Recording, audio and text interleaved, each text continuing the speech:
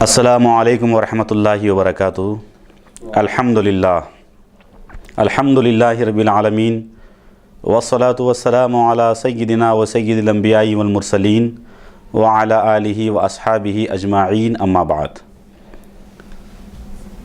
الحمدللہ ثم الحمدللہ، آج شہر حیدرآباد دکن کی مشہور و معروف دینی و اسلامی درسگاہ جامعہ انواریہ اور جامعہ انوار الحق کے زیر اہتمام جس اہم مسئلے پر نشست کا اہتمام کیا گیا ہے، اس کا عنوان ہے عصر حاضر میں ہندوستانی عدلیہ کی جانب سے جو فیصلے صادر ہو رہے ہیں غیر شرعی طریقے سے، اس کے بارے میں کچھ ہم آپ کے سامنے تاریخ کے حوالے سے اور اسلامی نقطہ نظر کے حوالے سے گفتگو کرنا چاہیں گے۔ امید ہے کہ آپ توجہ کے ساتھ اسے سماعت فرما کر نوازیں گے اپنی خاص توجہ سے۔ گزشتہ 7 اپریل کو مطلقہ عورت کے نان اور نفقے کے تعلق سے ہمارے ملک ہندوستان کی سب سے بڑی عدلیہ، سب سے بڑی عدالت جسے سپریم کورٹ کہا جاتا ہے، سپریم کورٹ کی جانب سے ایک ایسا فیصلہ دیا گیا کہ جس سے ہمارے اسلامی، قرآنی، حدیثی احکام اور ضوابط کی صاف طور سے خلاف ورزی ہو رہی ہے۔ مثال کے طور پر سمیمہ فاروقی بنام شاہد خان کے مقدمے کو اگر آپ دیکھیں تو اس کے اندر دفعہ 125 کے تحت سابق شوہر سے گزارا بھتہ حاصل کرنے کا فیصلہ سناتے ہوئے سپریم کورٹ نے فوج میں ملازمت کر چکے شاہد خان کو ان کی متعلقہ بیوی کے گزارا بھتے کا لیے ماہانہ 4000 روپے دینے کا حکم دیا۔ عدالت نے تمام شواہد کی روشنی میں سمیمہ فاروقی کی شادی اپریل 1992 میں شاہد خان سے ہوئی تھی۔ عدالت نے تمام شواہد کی روشنی میں یہ اعتراف کیا کہ شاہد خان نے سمیمہ کے ساتھ انتہائی ظالمانہ رویہ اختیار کیا تھا۔ سمیمہ کے گھر والوں سے اس نے ایک کار کا بھی مطالبہ کر رکھا تھا۔ شادی کو زیادہ عرصہ نہیں گزرا تھا کہ شاہد خان کے مظالم کا سلسلہ شروع ہو گیا۔ شوہر کے ظلم سے تنگ آ کر سمیمہ اپنے میکے چلے آ گئی۔ پھر جب 3 مہینے گزر گئے اور اسے کوئی لینے کے لیے نہیں آیا تو وہ خود ہی شوہر کے یہاں لوٹ آئی، مگر ظالم شوہر کے رویے میں کسی قدر بھی کمی نہیں آئی اور کوئی تبدیلی نہیں آئی۔ کار کے مطالبے کے ساتھ ساتھ اذیت رسانی کا سلسلہ بھی جاری رہا۔ شوہر کے مظالم کی جب انتہا ہو گئی تو اس نے والدین کو سارا ماجرا سنایا۔ سمیمہ نے جب اپنے والدین کو سنایا تو اس کے والدین سمیمہ کو اپنے گھر لے آ گئے اور عدالت کا دروازہ کھٹکھٹاتے ہوئے شوہر سے گزارے کا مطالبہ کیا، یعنی نان اور نفقہ کا مطالبہ کیا، جس پر اس کے شوہر شاہد خان نے عدالت میں بیان دیا کہ وہ جون 1997 عیسوی میں ہی اپنی بیوی سمیمہ کو طلاق دے چکا ہے۔ عدالت نے اس کی دلیل کو خارج کر دیا اور دفعہ 125 کے تحت گزارے کا حکم صادر فرمایا۔ عدالت کے حالیہ فیصلے نے 30 سال پرانے شاہ بانو کیس کی یاد تازہ کر دی ہے۔ اس وقت بھی عدالت نے ایسا ہی فیصلہ دیا تھا۔ شاہ بانو کی شادی 16 سال کی عمر میں سن 1932 عیسوی میں اندور کے ایک معروف و مشہور وکیل محمد احمد خان سے ہوئی تھی، جو صاحب حیثیت آدمی تھے۔ احمد خان نے 14 سال کے بعد ایک اور شادی کر لی، جس سے انہیں 2 بچے تولد ہوئے۔ 30 سال تک دونوں بیویاں ساتھ رہیں۔ مارچ 1975 عیسوی کو انہوں نے کسی بات پر ناراض ہو کر شاہ بانو کو ان کے 5 بچوں سمیت گھر سے باہر نکال دیا۔ کچھ عرصے تک وہ ماہانہ 200 روپے بطور نفقہ دیتے رہے، لیکن جب انہوں نے خرچ دینا بند کر دیا تو 62 سالہ شاہ بانو نے سن 1978 عیسوی میں عدالت میں گزارے کے لیے ایک عرضی داخل کی۔ اس پر احمد خان نے 6 نومبر 1978 عیسوی میں شاہ بانو کو طلاق مغلظہ دے دیا تاکہ گزارے سے چھٹکارا حاصل کیا جا سکے۔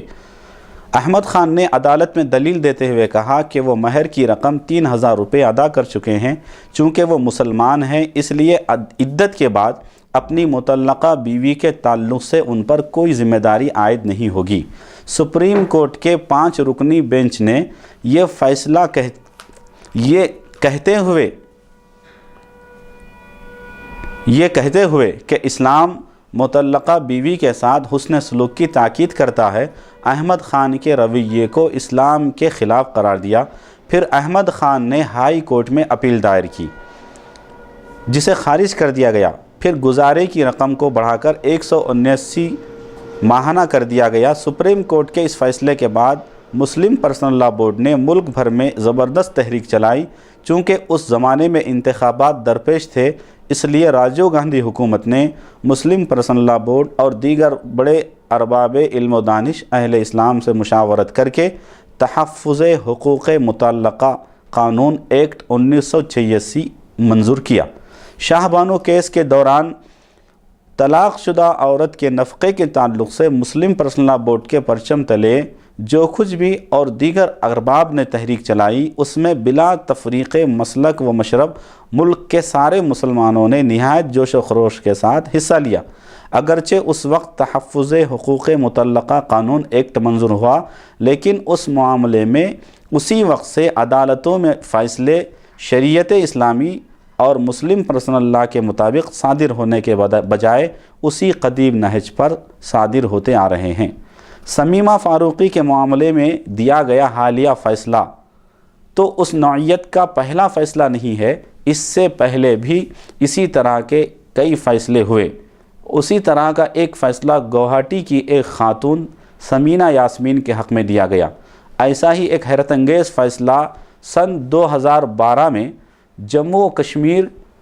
کورٹ میں جسٹس حسنین مسعودی کا آیا تھا، بلکہ 2001 کے بعد خود سپریم کورٹ نے بھی اس طرح کے کئی فیصلے دیے ہیں اور مسلم پرسنل لاء بورڈ میں ان پر غور و خوض بھی کیا گیا۔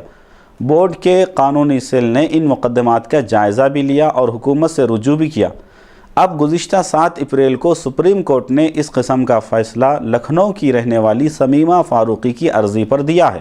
عدالت عظمیٰ کا دعویٰ ہے کہ تعزیرات ہند کی دفعہ 125 تمام ہندوستانی باشندوں پر نافذ ہوتی ہے۔ اس دفعہ کے تحت مجسٹریٹ کو یہ اختیار دیا گیا ہے کہ اگر کوئی شخص وسائل ہونے کے باوجود اپنے بے آسرا والدین یا بیوی بچوں کے گزر اوقات سے منہ موڑ لے تو عدالت ایسے شخص سے ان کے گزر بسر کے لیے مناسب خرچ دلوائے۔ اس دفعہ کی ذیلی دفعہ الف میں جہاں بیوی کے نفقے کا استحقاق مذکور ہے، وہیں پر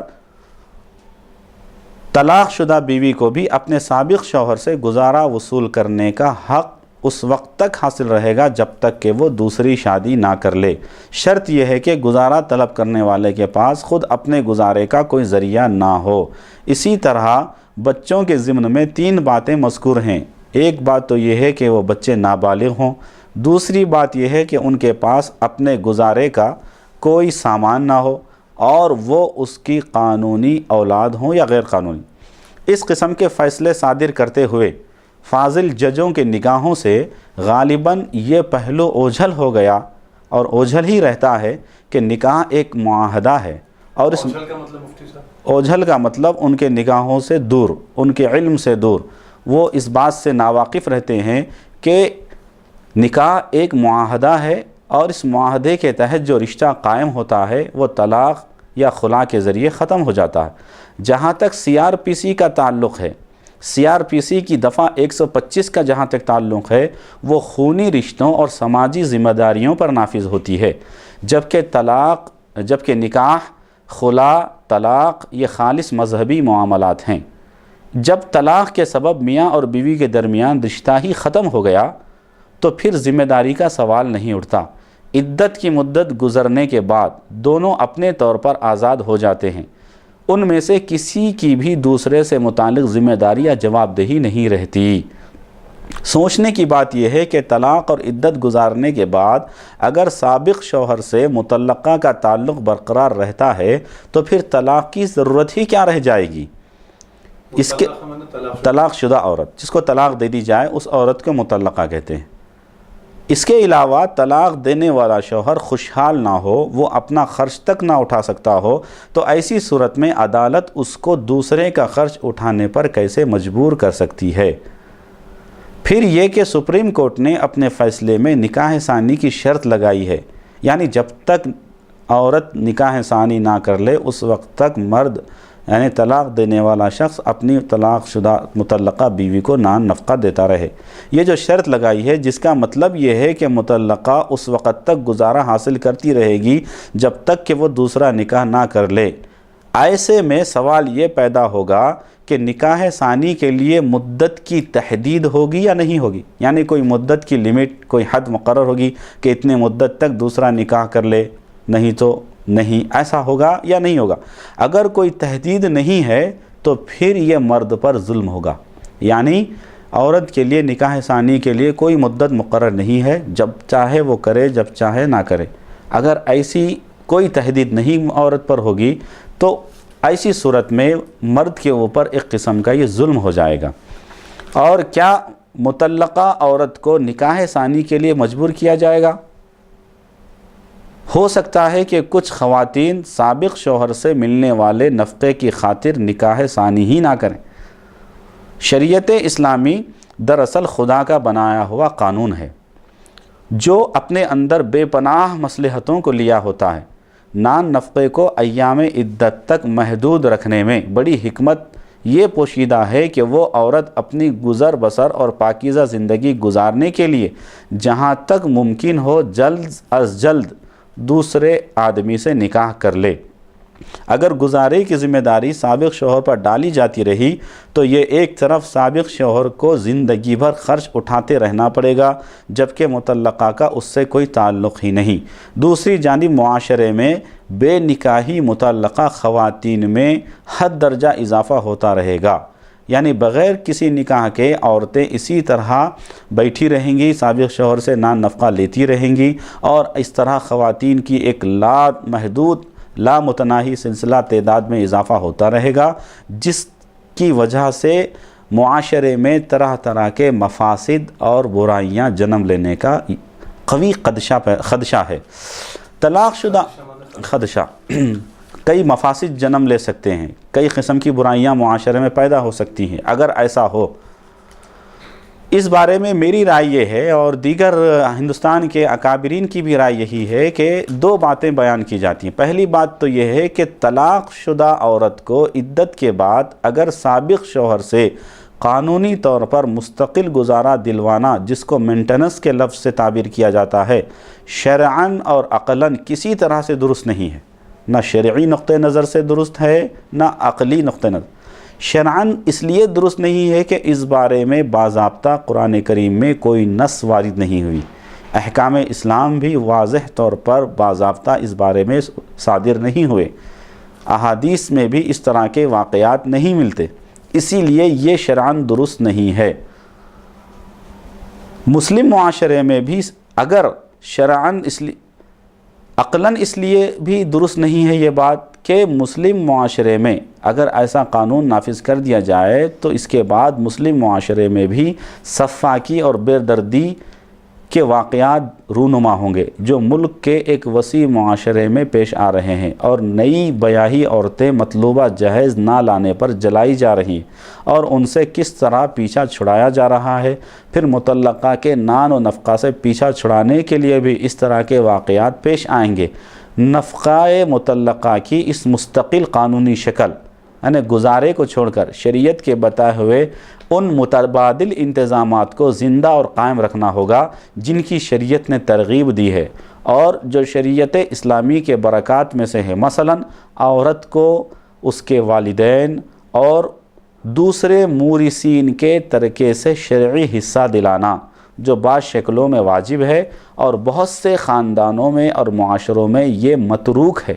مطلقہ کے قریبی رشتہ داروں اور بھائیوں اور اگر والدین زندہ ہیں تو ان کو اس کے ساتھ اعانت و مواسات یعنی ہمدردی اور غمخواری اور صلہ رحمی کی ترغیب دینا،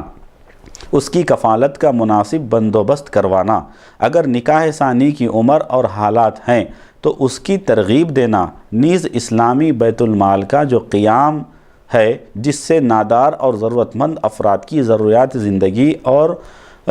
قوت لایمود فراہم کیا جائے۔ اس سے بڑھ کر پورے معاشرے میں ہمدردی، سلوک، ایثار و فیاضی کا جذبہ پیدا کرنا، جو ہزار بیماریوں کا علاج ہے اور ہزار مشکلات و مسائل کا حل ہے، اور جو مسلم معاشرے کو وضعی قوانین سے مستثنیٰ کرتا ہے، اور صدر اول اور اسلام کی ابتدائی تاریخ میں اس کی تابناک مثالیں اور اس کا زندہ ثبوت بھی ملتا ہے۔ یہ ہیں کرنے کے وہ کام جن کو جلد سے جلد شروع ہونا چاہیے، اور جو اسلام کی روح، مزاج شریعت الہی اور تعلیمات آسمانی سے پوری طرح مطابقت رکھتے ہیں، اور انہی میں شریعت کا اصل تحفظ اور اس ملک و عہد میں مسلمانوں کے ایک صاحب شریعت، صاحب کردار اور صاحب مقام مستحکم و باعزت، خوددار اور غیور ملت کی حیثیت سے باقی رکھنے کی ضمانت بھی ہے۔ اب جو عدالتوں کے جو غیر شرعی فیصلے آ رہے ہیں، اس قسم کے عدالتی فیصلوں کا منفی اثر یہ پڑتا ہے کہ خواتین اس قسم کے فیصلوں کو عدالتوں کی جانب سے اپنے حقوق کا دفاع تصور کرتی ہیں، ڈیفنس تصور کرتی ہیں، اور ان میں یہ پیغام جاتا ہے کہ ملکی عدالتیں انہیں حق دلانے کے لیے بہت کوشش میں لگی ہیں۔ اس کے برخلاف جب علماء عدالتوں کے ان غیر شرعی فیصلوں کو چیلنج کرتے ہیں تو خواتین اپنی لا علمی اور شریعت سے ناواقفیت کی بنیاد پر علماء کو حقوق کے تعلق سے بڑا ہی رکاوٹ تصور کرتی ہیں، اور بات شریعت اسلامی اور مسلم پرسنل لاء تک جاتی ہے کہ مسلم پرسنل لاء میں اور اسلام میں عورتوں کے ساتھ بڑی حق تلفی پائی جاتی ہے۔ پھر میڈیا اس صورتحال کا فائدہ اٹھا کر اسلامی شریعت کو مطعون کرنے کے در پہ ہو جاتا ہے، اور اس میں شریعت کو بدنام کرنے اور اسلام کو پس پردہ بدنام کرنے کی کوشش میں لگتا ہے، اور اس میں کامیاب بھی ہو جاتا ہے۔ حالانکہ اگر صرف مسلم پرسنل لاء بورڈ کی جانب سے مرتب کیے گئے مجموعہ قوانین نے اسلامی ہی کا سرسری جائزہ لیں تو اس میں عورتوں سے متعلق جو دفعات ہیں وہ مخالفین کے پروپیگنڈا کی نفی کرنے کے لیے کافی ہیں۔ عورتوں کے نفقے سے متعلق یعنی جس کا مسئلہ ابھی زیر بحث رہا، جسے بنیاد بنا کر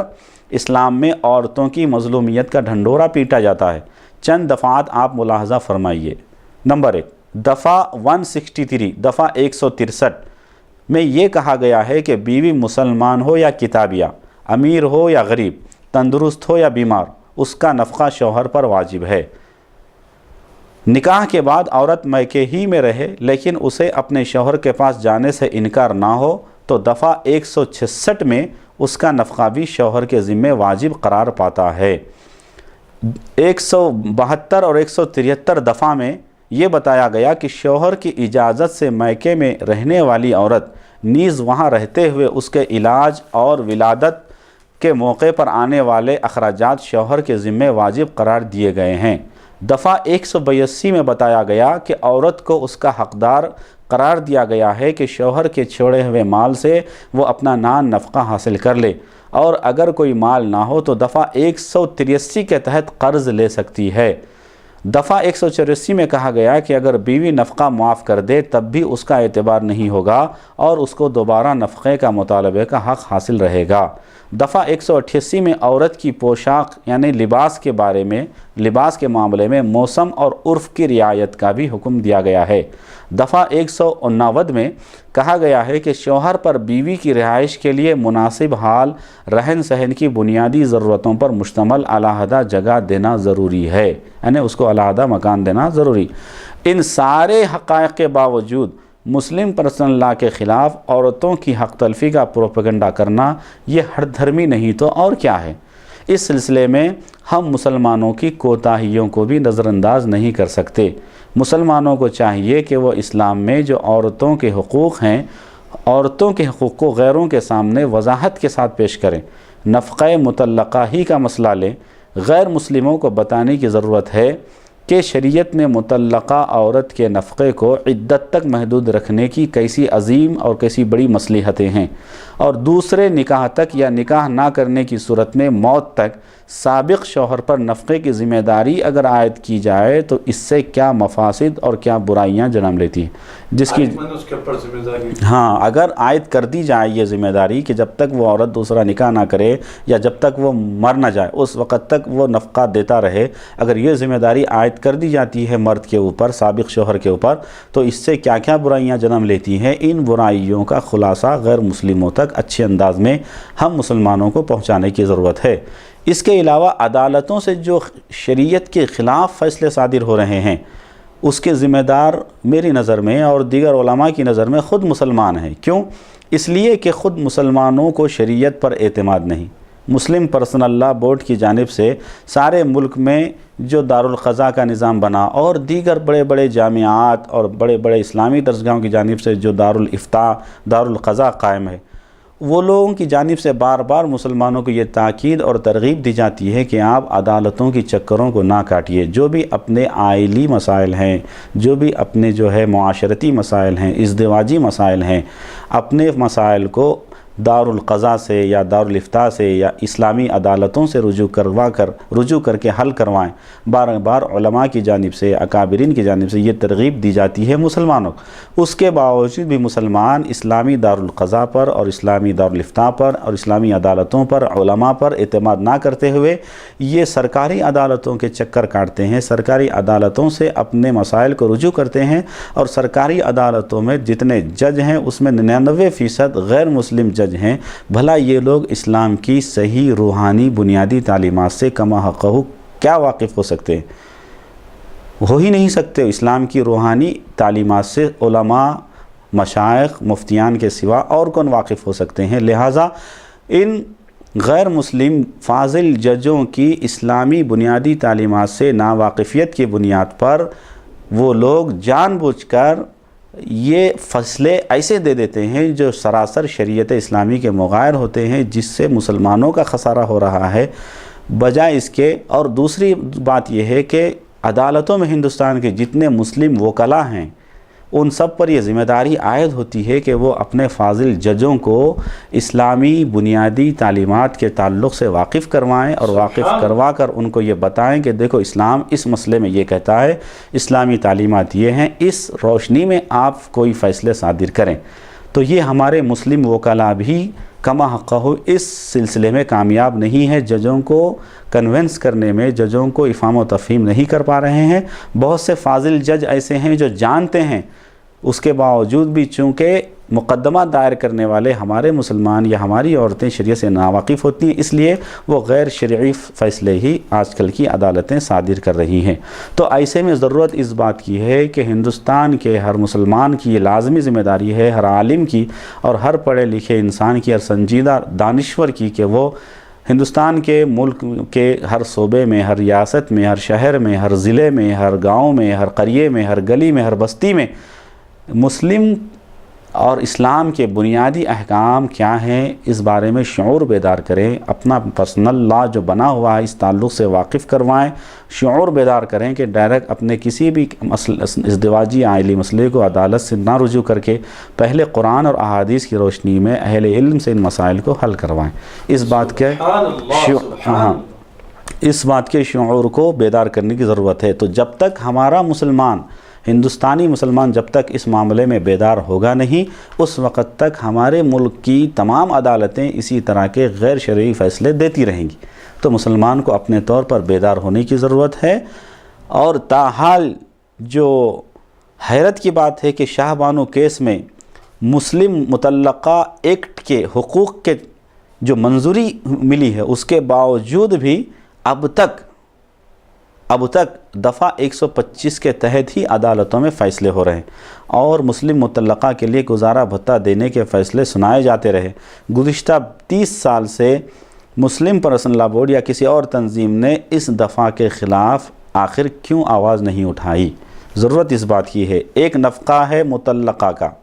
مسئلہ ہی نہیں ہے، یعنی طلاق شدہ عورت کے نان نفقے کا ہی مسئلہ ایک نہیں ہے، بلکہ 1937 میں شریعت اپلیکیشن ایکٹ کے بعد سے آج تک مسلمانوں کے عقیدے اور مذہب کے خلاف ملک کی عدالتوں میں فیصلوں کا سلسلہ جاری ہے۔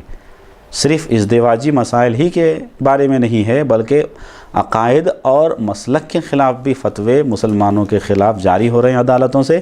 تو کبھی تو اس میں بعض فاضل ججوں کے تعصب کا بڑا عمل دخل ہوتا ہے، تو کبھی شریعت سے ان کی ناواقفیت اس بات کا سبب بنتی ہے۔